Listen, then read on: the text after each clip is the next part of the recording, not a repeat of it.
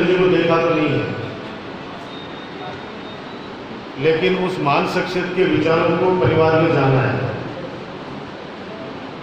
यहाँ बहुत से मित्र जी के साथी विराजमान हैं जिन्होंने उनके साथ काम किया है। मेरे पिताजी ने भी उनको बहुत नज़दीक से देखा है। तबीयत नासाज है इसलिए वो जयपुर है, इसलिए नहीं आ पाए, वरना हर बार वो चाहे जन्मतिथि जयंती हो या चाहे पुण्यतिथि हो, हमेशा पिताजी हाजिर रहते हैं। अपने विचारों से जो उनके साथ में काम किया, जो उनकी दबंगता थी,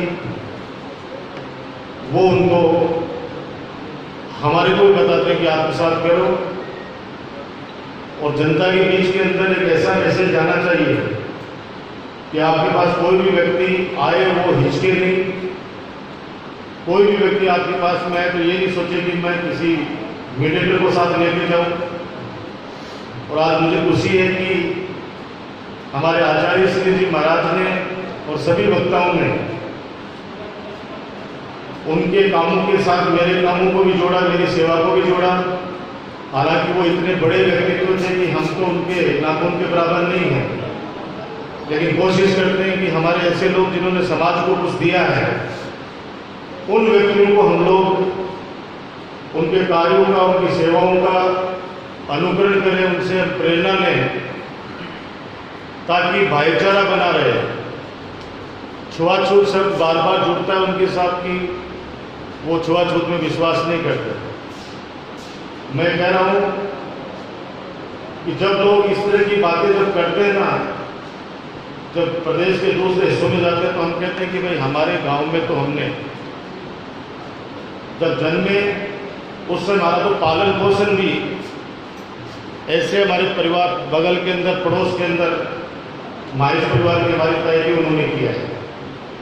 अब जिनको राजनीति करनी है वो लोग नहीं जोड़ते, बोले रहने दो, आप लोग ये बातें ऐसे बना के बोलते हो, इनका भाई जाके गांव में पूछ लो।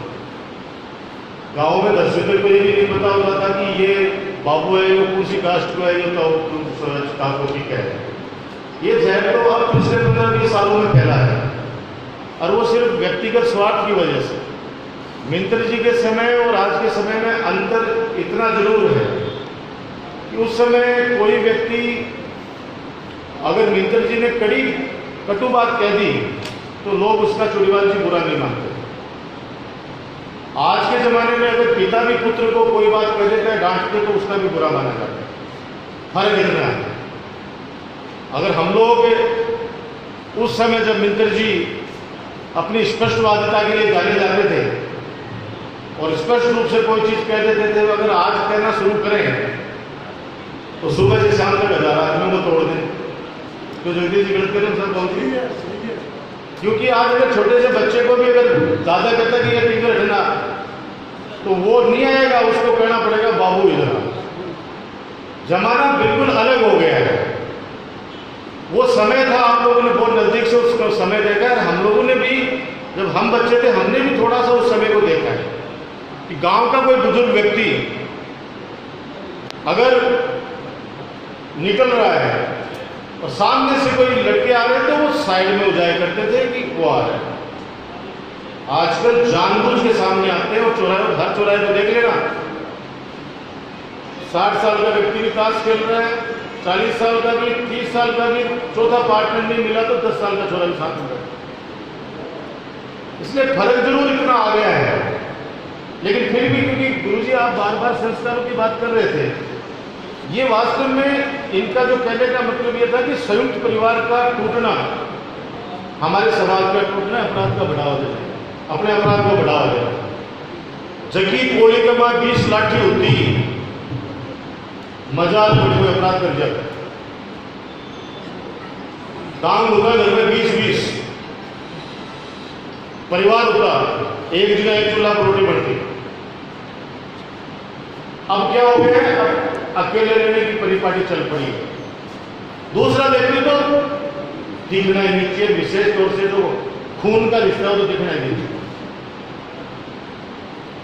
अगर इसमें बदलाव नहीं आए ना, तो आने वाले वक्त में कोरोना से तो फिर भी बच जाएंगे अपन, लेकिन इस कोरोना की वजह से जो हालात बने हैं पूरे देश में, पूरे विश्व में। और उन हालातों की वजह से जो आर्थिक स्थिति खराब हुई है, मैं तो शुरू से कहता हूं कि पहली नोटबंदी की वजह से आर्थिक स्थिति खराब हुई, और उससे लोग थोड़ा सा उभरे थे। इस कोरोना ने बिल्कुल बिजनेस, काम धंधे सब समाप्त कर दिए, और युवा बेरोजगार हो गए। बेरोजगारी की वजह से अपराध बढ़ रहे हैं। उन अपराध पे लगाम जब लगेगी जब परिवार संगठित रहेगा, मोहल्ला संगठित रहेगा, समाज संगठित रहेगा और गांव संगठित रहेगा। अगर हम ये सोच लेंगे कि 3 नंबर वार्ड के अंदर कोई डकैती हो गई, कोई चोरी हो गई, तो हमें 10 नंबर वाले वार्ड से क्या मतलब है? आप ये मत भूलो कि 3 नंबर में जो अपराध हुआ हो सकता है कि 10 दिन बाद के अंदर दूसरी जगह आपके यहाँ भी हो सकता है। इसलिए जॉइंट फैमिली लड़ने का जमाना नहीं है। मैं इस महापुरुष की जयंती पे, महापुरुष के इस मौके पे तो इतना ही कहूँगा मिंतर जी के, उनको साक्षी मानते हुए कि लड़ो मत किसी से भी, और विशेष तौर से अपनों से तो मत लड़ो भाई। पता नहीं कब मैंने इस पिछले 6 महीने के अंदर इतने नजदीक के लोगों को खोया है इस कोरोना के अंदर। और आपको पता है कि 3 महीने तो जब लॉकडाउन हुआ तो ऐसे हालात बन गए थे कि पता नहीं वापस मिलेंगे नहीं मिलेंगे शैतानी वैसा। एक बार तो ये हो गया था कि पता नहीं मिलना होगा या नहीं होगा आपस के अंदर, जैसे धरती खत्म हो जाए, सृष्टि खत्म हो जाए। तो हम लोग आज संकल्प लें कि हम लोग, अगर डॉक्टर राजकुमार कोई काम अच्छा नहीं करता तो हो सकता है मुझसे आप दूरी बना लें, लेकिन नफरत नहीं करें, झगड़ा नहीं करें। पता नहीं समय क्या ईश्वर ने दिया है कि आदमी कब क्या हो जाए। हम लोग कोशिश करते हैं कि भाई कितना भी कुछ हो, हमारी नवगढ़ की जनता के लिए ऐसी सुविधाएं कर दें ताकि मूलभूत आवश्यकताओं के लिए उनको दर दर भटकना नहीं पड़े। आपने खुद ने देखा है कि हमारे अस्पताल में 5 या 4 डॉक्टर हुआ करते थे, आज 20-22 लोगों का एक पूरी टीम की फौज बनी। आज डायलिसिस के मैं आज आपसे वादा करता हूं कि जिला लेवल का अस्पताल नवगढ़ का बहुत जल्दी आपकी सेवा में समर्पित करूंगा। जिला लेवल आज हमारे यहाँ 100 बेड का है प्रमुख साहब, 100 बेड का अस्पताल है, और 150 बेड का तो अगले 2-3 महीने के अंदर ही हो जाएगा। क्योंकि ब्लॉक स्तर के ऊपर आज बीडीके पे कितना बाहर आ गया। पैसे वाला व्यक्ति तो कहीं भी इलाज करा लेगा, पैसे वाला व्यक्ति तो कहीं भी इलाज करा लेगा। गरीब आदमी को, आम आदमी को, क्योंकि आज जिस प्रकार से आर्थिक हालात गिरे हैं, समाज के अंदर की स्थिति देखना बहुत अपन खोखले हो चुके हैं। तो मैं युवा साथियों से हमेशा कहता हूं कि इससे कमजोरी मत लाना। अभी जो आदमी अपनी विल पावर मजबूत रखेगा, इस निराशा के माहौल को आशा में, उम्मीद में बदल कर आगे बढ़ जाएगा, उस व्यक्ति को कोई नहीं रोक पाएगा। हम मदद कर रहे हैं। आपको पता है 12 साल तक मैं सीमेंट प्लांट के खिलाफ रहा। पिछले 1.5-2 साल से मैं इनकी मदद करने के लिए तैयार बैठा हूं कि कैसे करके प्लांट लगे। जिनको जो कहने कहे, मुझे फर्क नहीं पड़ता। पता नहीं क्या क्या आरोप लगाने तो क्या फर्क पड़ता है, जनता जानती है, आप लोग जानते हैं। आप लोग जानते हो तभी तो 36,500 वोटों से जिता कर मुझे राजनीतिक जीवन दान दिया, वरना लोगों ने तो मरने के लिए छोड़ दिया था, मुझे आत्महत्या करने के लिए छोड़ दिया था कि ये तो मरेगा ही पे जाके, ऐसे गंदे घटिया आरोप लगा के। लेकिन सीमेंट प्लांट के अंदर मैंने आगे बढ़कर सीएम साहब को कहा कि आपको पहले मैंने आपका डिसओबे किया। 2008 से लेकर 13 के बीच में मेरे को मुख्यमंत्री गहलोत जी ने 3 बार कहा, 13 से 18 के बीच में माननीय वसुंधरा जी ने 3 बार कहा कि नहीं सीमेंट प्लांट राजकुमार लगने दो। मैंने कहा मैं सीमेंट प्लांट के खिलाफ नहीं हूं, अगर हमारे किसान चाहते हैं तो आप लगा लो। और आपको पता है कि 12 साल में 4,500 बीघा जमीन किसानों ने बेच दी। उसके बाद के अंदर जब लगा कि अब ये युवा, क्योंकि जो भारत, कोई बंगाल था, कोई कलकत्ता में था, कोई सूरत में था, वो छोड़े आटो में अपने आप रोजगार खाए। कौन सी दुकानें चल रही है जाके देख लो वहां बाजार के अंदर, ये इंजीनियर सब व्यापारी हमारे सारे बैठे, हालात देख लो, वहां पे गुरु जी बैठे हमारे राठौर साहब।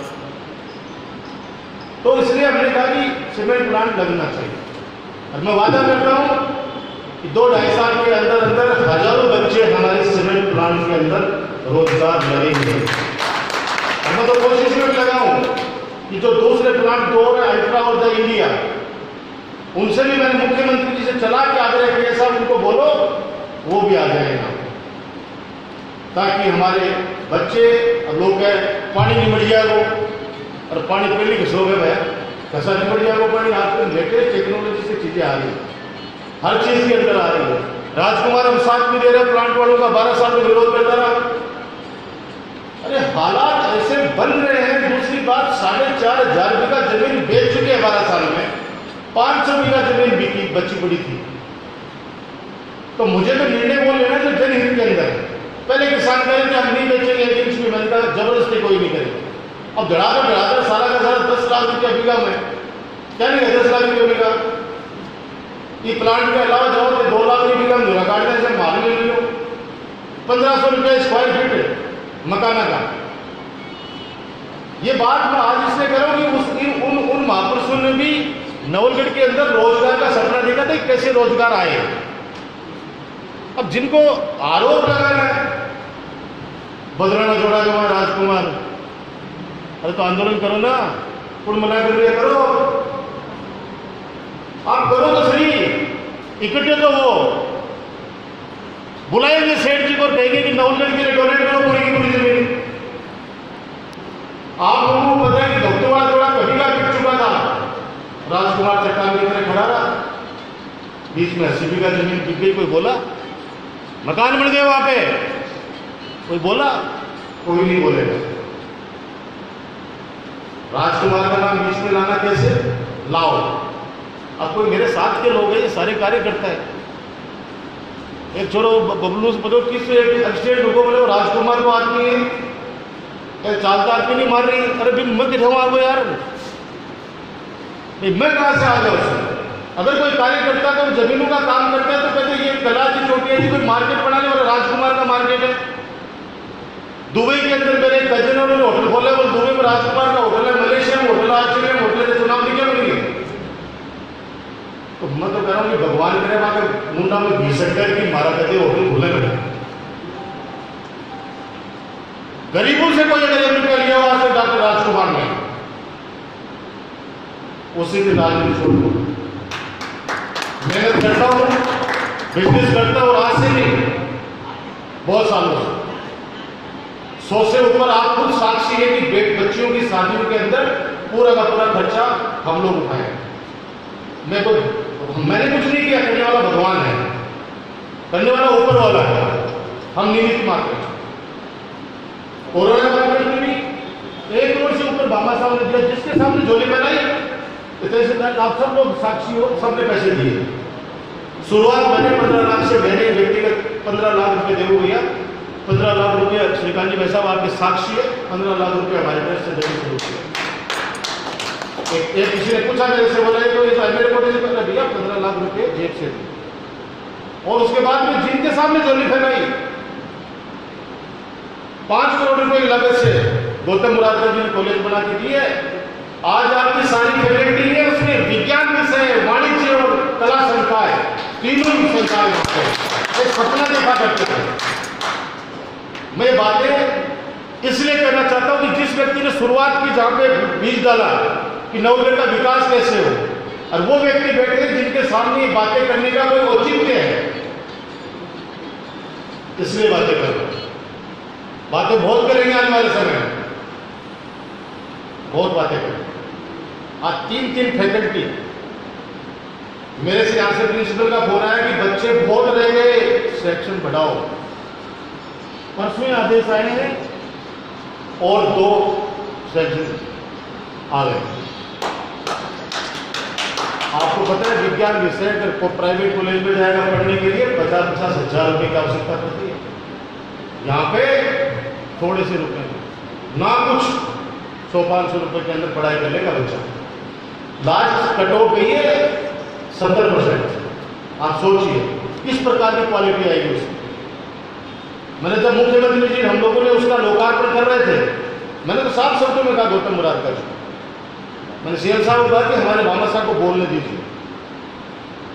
और मैंने कहा कि हमने चुनाव के अंदर किसी भी मामा साहब के सामने कभी हाथ नहीं फैलाए, आज इस मंच से कह रहा हूं, मित्तर जी के साक्षी मान के कोई भी आके कह दे कि राजकुमार जी को हमने चुनाव में पैसा दिया, चुनाव के नाम पर,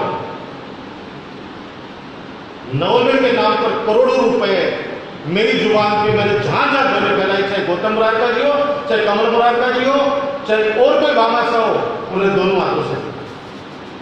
पवन जी मुरारका दिल्ली वाले, मैं एक एक का किस किस का नाम है, बासोतिया जी, हमारे पोदार जी, और ये तो बड़े नाम हैं। वो कार्यकर्ता भी जिसने घर के अंदर 20 बोरी में गेहूं की निकाली है, वो 20 बोरी भी आके कंट्रोल रूम में दान देके चला गया। आप सोचिए कितनी बड़ी भामाशाह की बात है।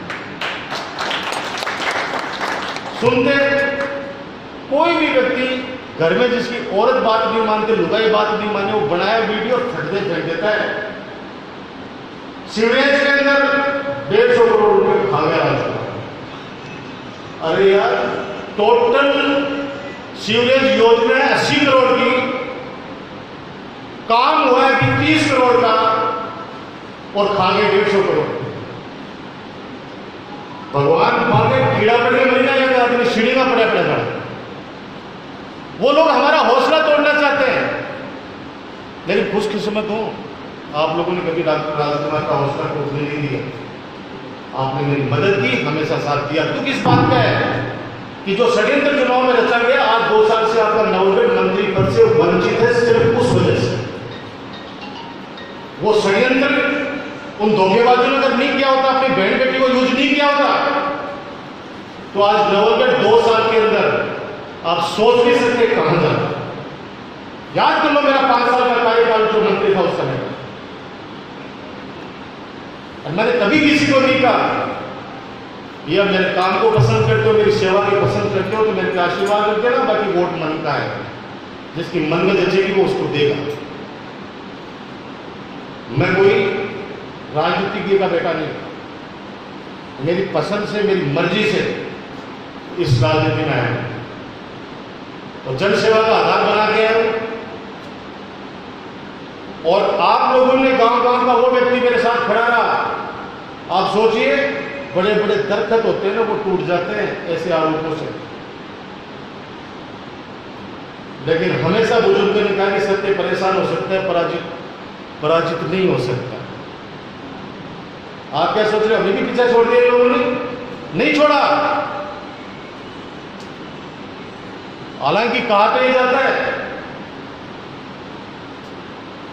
अपराधी को छोड़ना नहीं चाहिए, उसके अपराध को जितना बर्दाश्त करोगे उतना आप लोग भी दोषी होंगे।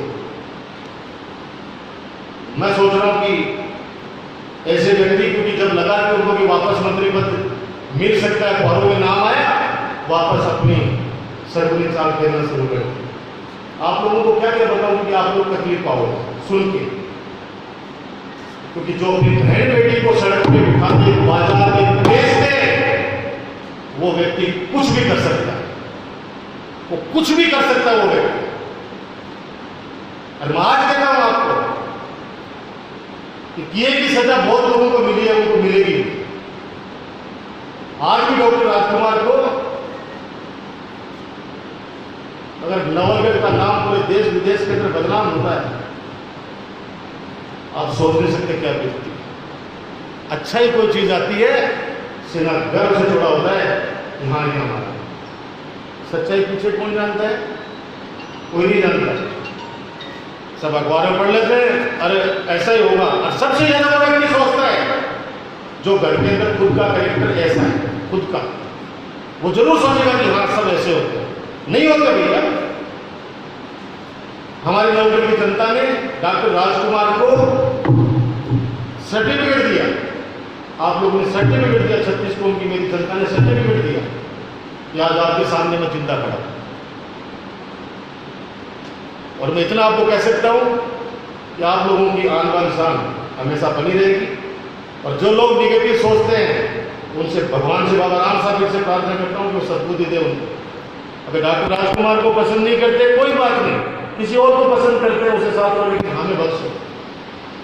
हमारे लिए सोचना जो लोगों को पता था, हमारे लिए मत सोचो भाई। हमारे लिए सोचने वाले बहुत हैं, हमारे लिए सोचने वाले बहुत हैं, आशीर्वाद देने वाले बहुत हैं। ऐसे लोग हैं जो घर में सुबह शाम दुआ करते हैं कि नहीं उस लड़के के ऊपर कोई आंच नहीं है। अभी जैसे गेट में घुसा गुरुजी वगैरह ने कहा कि भगवान तेरे को आगे तक, बहुत आगे तक लेके जाएगा बेटा, चिंता न कर। वासुदेव जी गुरुजी उनसे केडी यादव की कोई,